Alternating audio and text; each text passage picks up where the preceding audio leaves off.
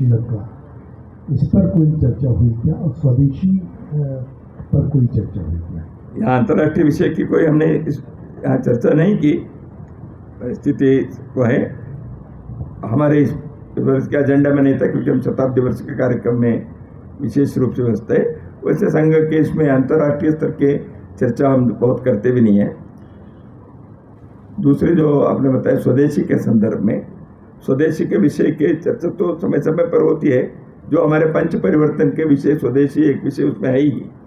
और आत्मनिर्भरता के बारे में, स्वावलंबन के बारे में भारत के माननीय प्रधानमंत्री जी पिछले कुछ समय से विशेष रूप से, पहले से कहते रहे हैं, विशेष रूप से इन दिनों में उनके वक्तव्य में, सरकार के नीतियों में जो बार बार इस विषय का आग्रह किया जा रहा है, बहुत स्वागत योग्य है। लेकिन स्वदेशी के कई आयाम हैं। वो वस्तु के उत्पादन से लेकर, भाषा से लेकर, आचरण से लेकर कई विषयों में स्वदेशी होने चाहिए। मूल रूप से भारत के एक हमारी शक्ति है, ताकत है, क्षमता है, वो प्राचीन काल से भी है, आधुनिक काल में भी है। तो उसको हमें कैसे संजोए रखना, उसको अपडेट करना है, एक वो है। दूसरे इसका अर्थ ये नहीं कि हम दुनिया के साथ कोई संबंध ही नहीं रखेंगे, दरवाज़ा बंद कर देंगे।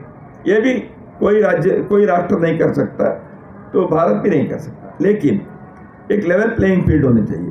भारत अपने आत्मबल के, अपने आत्मनिर्भरता के आधार पर दुनिया के साथ व्यवहार करेगा। वो आर्थिक क्षेत्र में हो, ये जो कूटनीति के क्षेत्र में हो, किसी क्षेत्र में हो। तो इसलिए आत्मनिर्भरता इस दृष्टि से चाहिए।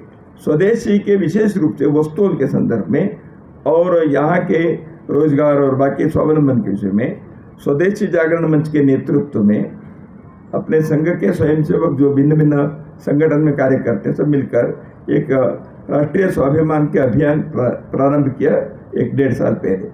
उसके तहत स्वदेशी के आधार पर स्थान स्थान पर कुटीर उद्योग, स्टार्टअप के भारत के दृष्टि से आवश्यक उद्योगों को आगे बढ़ाने के लिए अच्छे प्रयत्न हुए हैं।